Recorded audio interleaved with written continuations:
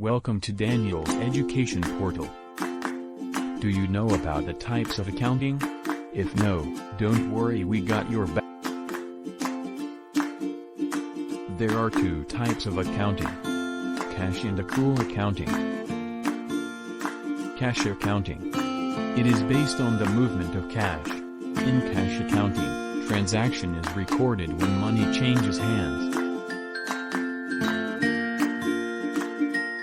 Accrual accounting. It is based on the actual occurrence of the transaction rather when payment is made or received.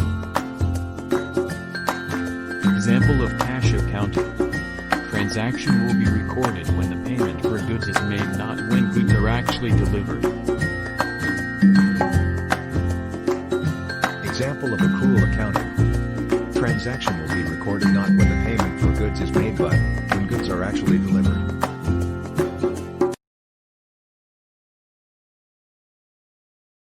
Thank for watching. Don't forget to subscribe our channel.